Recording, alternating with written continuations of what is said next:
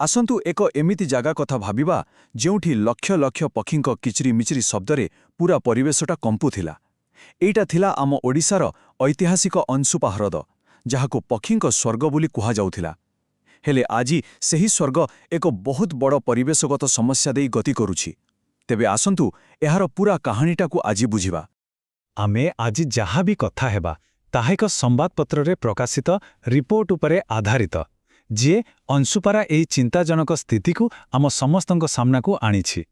ତେବେ ଆଜି ଆମେ କେମିତି ଆଗକୁ ବଢ଼ିବା? ଆମେ ପ୍ରଥମେ ଅଂଶୁପାର ସେହି ସୁନେଲି ଅତୀତକୁ ଦେଖିବା, ତାପରେ ବର୍ତ୍ତମାନର ସଙ୍କଟ ଆଉ ଜାଣିବା ଏମିତି କାହିଁକି ହେଲା। ଏସବୁର ପ୍ରଭାବ ପକ୍ଷୀଙ୍କ ଉପରେ କେମିତି ପଡ଼ୁଛି ତାହା ବି ଦେଖିବା, ଆଉ ଶେଷରେ ଏହାର ଭବିଷ୍ୟତକୁ ନେଇ କ'ଣ କରାଯାଇପାରେ ସେ ବିଷୟରେ କଥା ହେବା। ହଉ, ତେବେ ଚାଲନ୍ତୁ କାହାଣୀକୁ ଆରମ୍ଭରୁ ଆରମ୍ଭ କରିବା।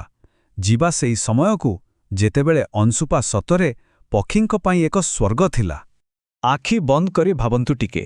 ଗୋଟେ ସମୟ ଥିଲା ଯେତେବେଳେ ଅଂଶୁପା ହ୍ରଦର ଚାରିପାଖ ଲକ୍ଷ ଲକ୍ଷ ପକ୍ଷୀଙ୍କ କୋଳାହଳରେ ଫାଟି ପଡ଼ୁଥିଲା। ଏହା କେବଳ ଗୋଟେ ହ୍ରଦ ନଥିଲା, ଏହା ଥିଲା ଜୀବନ ଆଉ ପ୍ରକୃତିର ଏକ ଜୀବନ୍ତ ଉତ୍ସବ। ଆଉ ଏହାକୁ ଟିକେ ସଂଖ୍ୟାରେ ବୁଝିବାକୁ ଚେଷ୍ଟା କରନ୍ତୁ।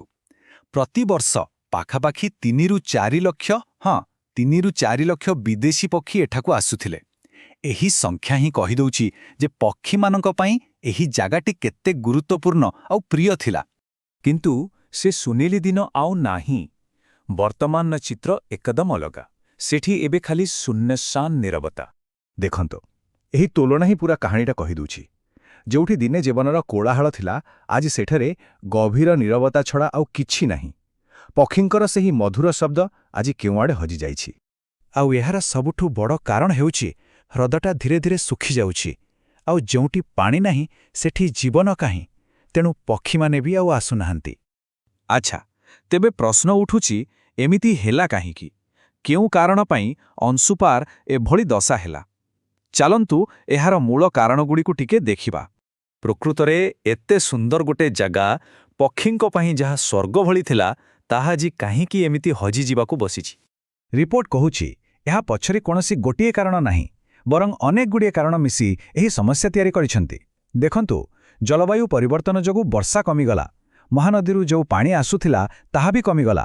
ତା ସାଙ୍ଗକୁ ସରନା ପାହାଡ଼ରେ ପ୍ରବଳ ଗଛକଟା ହେଲା, ଯାହାଫଳରେ ବର୍ଷା ହେଲେ ମାଟି ଧୋଇ ହୋଇ ସିଧା ହ୍ରଦ ଭିତରକୁ ଆସିଲା, ଆଉ ହ୍ରଦଟି ଧୀରେ ଧୀରେ ପୋତି ହୋଇଗଲା। ଆଉ ଏହି ସବୁ ପରିବେଶଗତ ପରିବର୍ତ୍ତନର ସିଧାସଳଖ ପ୍ରଭାବ କାହା ଉପରେ ପଡ଼ିଲା? ସେହି ଲକ୍ଷ ଲକ୍ଷ ପକ୍ଷୀମାନଙ୍କ ଉପରେ। ସେମାନେ ନିଜର ସବୁଠୁ ସୁରକ୍ଷିତ ଘରଟିକୁ ହରେଇ ବସିଲେ। ଦେଖନ୍ତୁ, ଆମେ ଯେତେବେଳେ ବାସସ୍ଥଳୀ ବା ହାବିଟାଟ୍ କଥା କହୁଛେ, ତାର ମାନେ କେବଳ ଗୋଟେ ରହିବା ଜାଗା ନୁହେଁ। ଏହା ଏକ ଏମିତି ସୁରକ୍ଷିତ ପରିବେଶ ଯେଉଁଠି ପକ୍ଷୀମାନଙ୍କୁ ଖାଇବାକୁ ମିଳେ, ପିଇବାକୁ ପାଣି ମିଳେ, ଆଉ ସେମାନେ ନିର୍ଭୟରେ ନିଜର ବଂଶ ବଢ଼ାଇ ପାରନ୍ତି।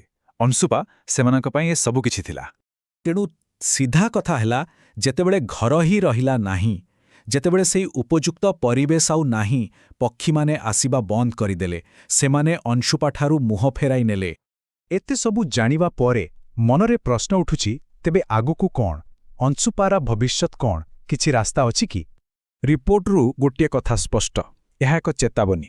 ଯଦି ଶୀଘ୍ର ଏହାର ପୁନରୁଦ୍ଧାର ପାଇଁ କିଛି ବଡ଼ ପଦକ୍ଷେପ ନିଆ ନଯାଏ, ତେବେ ଏହି ଐତିହାସିକ ପକ୍ଷୀତୀର୍ଥ କେବଳ ଇତିହାସର ପୃଷ୍ଠାରେ ଏକ ସ୍ମୃତି ହୋଇ ରହିଯିବା। ତେବେ ଶେଷରେ ପ୍ରଶ୍ନ ଆମ ସମସ୍ତଙ୍କ ପାଇଁ, ଏହି ଐତିହାସିକ ପକ୍ଷୀତୀର୍ଥର ଭବିଷ୍ୟତ କ'ଣ? କ'ଣ ଆମେ ଏହି ପ୍ରାକୃତିକ ଐତିହ୍ୟକୁ ଏମିତି ହିଁ ହଜିଯିବାକୁ ଦେବା, ନା ଏହାକୁ ବଞ୍ଚାଇବା ପାଇଁ ଆମର କିଛି ଦାୟିତ୍ୱ ଅଛି? ଏହାର ଭବିଷ୍ୟତ ଆମ ସମସ୍ତଙ୍କ ନିଷ୍ପତ୍ତି ଉପରେ ନିର୍ଭର କରେ।